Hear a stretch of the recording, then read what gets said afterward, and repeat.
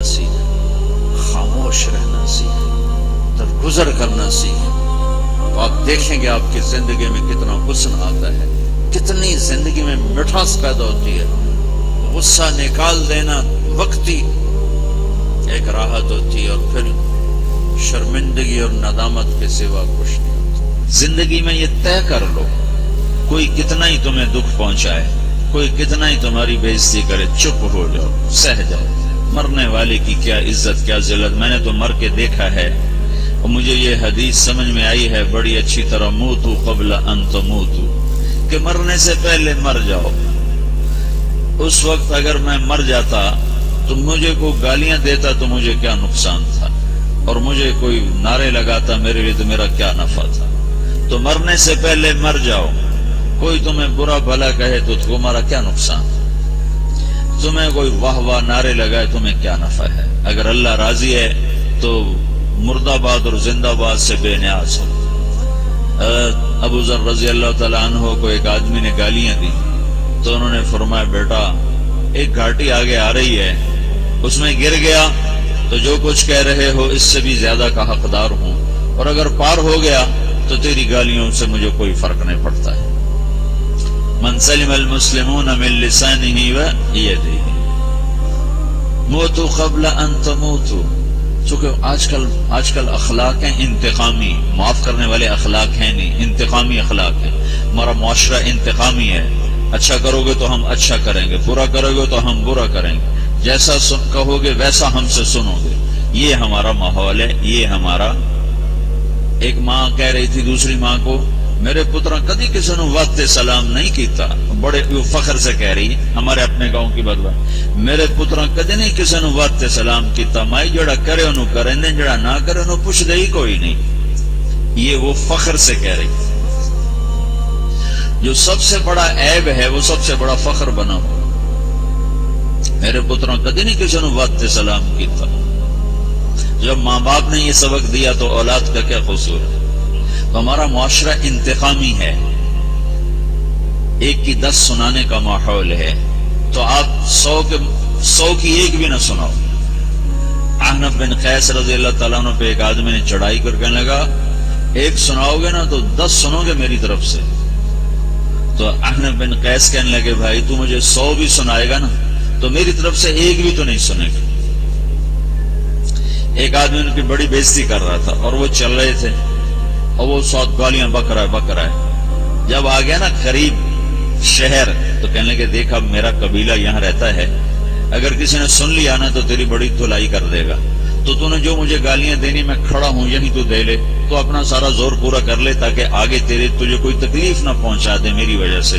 تو وہ پاؤں پہ گر کے معافی مانگنے لگا کہ واقعی تو بڑے حلم والا۔ وہ مشہور تھے اپنے حلم میں، بردباری، اور لوگ ان کا امتحان لینے آیا کرتے تھے، امتحان لینے آیا کرتے تھے کہ بھئی کوئی ہے جو احنف کو غصہ دلا، تو لوگ ناکام ہو جاتے تھے، ان کو غصہ نہیں آتا۔ ایسے ایک عرب سردار گزرا، معن بن زائدہ، وہ بھی اپنے حلم میں بڑے مشہور تھے۔ ایک دفعہ لوگوں میں شرط لگ گئی، کوئی ہے معن بن زائدہ کو غصہ دلائے تو ہم اس کو انعام دیں گے۔ تو ایک شاعر نے کہا، میں غصہ دلاتا ہوں، تم دیکھنا ایسے سیخ پا ہو جائے گا جیسے جانور۔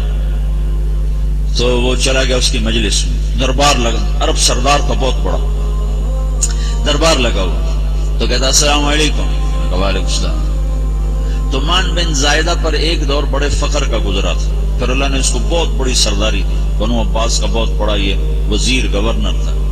تو کہتا اتذکر اذ لحافک جلد شاۃ فاذ نعلاک من جلد البعیر، کہوں بھائی تو یہ یاد ہے جب تیرا بستر بکری کی کھال تھا اور تیرے جوتے اونٹ کی کھال کے تھے؟ تو کہنے لگا کیوں نہیں یاد، بھلا کوئی ماضی بھی بھولتا ہے؟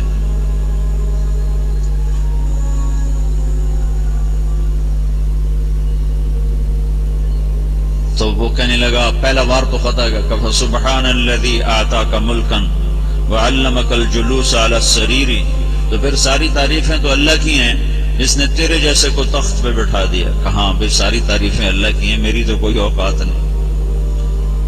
تو کہنے لگا سأرحل عن دیار انت فیہا وان جار الزمان علی الفقیر، جہاں تیرے جیسا حکمران ہو وہاں مجھے رہنا گوارا ہی نہیں ہے، میں یہاں سے چھوڑ کے نکل جاؤں گا چاہے کتنی تکلیف اٹھاؤں۔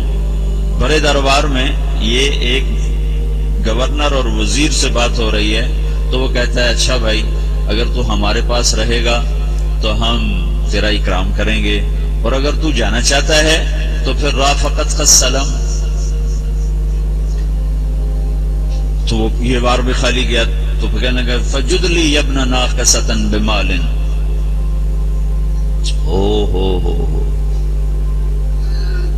او گندی ماں کے بیٹے مجھے کچھ عطا بھی کر، میں بغیر پیسے کے سفر کیسے کروں گا؟ عرب کو کسی کو بھی ماں کی گالی دے دینا پھر عرب سردار ہو۔ فجد لی یبن ناقصۃ بمال، بری ماں کے بیٹے مجھے کچھ پیسے بھی دے، میں نے جانا ہے۔ میں کہا بھائی اس کو 3000 دے دیا جائے۔ اللہ اکبر۔ تو کہنے لگا قلیل ما اعطیتنی وانی لاتمع منک فی الکثیر، یہ تو بہت تھوڑا تو نے دیا ہے، مجھے اور دے۔ کہا اچھا بھائی 3000 اور دے دو۔ تو وہ شاعر کی بھی آنکھیں پھٹ گئیں، کہنے لگا اب ٹھہر جا ٹھہر جا، اب میں تیری اصل تجھے بتاتا ہوں۔ سألت اللہ ان یبقیک ذخرا فما لک فی البریۃ من نذیر، میں اللہ سے دعا کرتا ہوں اللہ تیرے جیسوں کو سلامت رکھے، تیرے جیسا دنیا میں کسی ماں نے جنا ہی پڑی نہیں۔ فمنک الجود والافضال حقا وفضل یدیک کالبحر الغزیر، تو ہی سخی ہے، تو ہی کریم ہے، اور سمندر بھی تیری سخاوت کے آگے کچھ نہیں ہے۔ تو نے کہا اچھا بھائی تو نے ہماری برائی کی، ہم نے تمہیں 6000 دیے، اب تو نے ہماری تعریف کیا، بھائی 10,000 اور دے دو اس کو۔ ہاں باتیں ہی رہ گئیں، باتیں ہی رہ گئیں۔ کہاں سے لائیں ایسے لوگ؟ ہمارا معاشرہ انتقامی ہے، بدلہ لینے کا ہے، بدلہ لینے کا۔ اس نے میرے ساتھ کیا، میں نے بھی کرنا ہے۔ تو اعلیٰ درجے کا اسلام یہ سکھا رہا نہیں چپ ہو جاؤ، سلامت بن جاؤ، سلامتی بن جاؤ، سلامتی کی علامت بن جاؤ۔ من سلم المسلمون من لسانه ويده۔ اب وہ سوال کرتا ہے یا رسول اللہ ای الایمان افضل، سب سے اعلیٰ درجے کا ایمان کیا ہے؟ اسلام کیا ہے؟ کلمہ، نماز، روزہ، حج، زکات۔ اعلیٰ درجے کا اسلام کیا ہے؟ من سلم المسلمون من لسانه ويده۔ یہ اخلاق کا ادنا درجہ ہے، ادنا درجہ ہے۔ ادنا درجے پر پہنچ کر آپ اسلام میں اعلیٰ درجے پر آ سکتے ہیں۔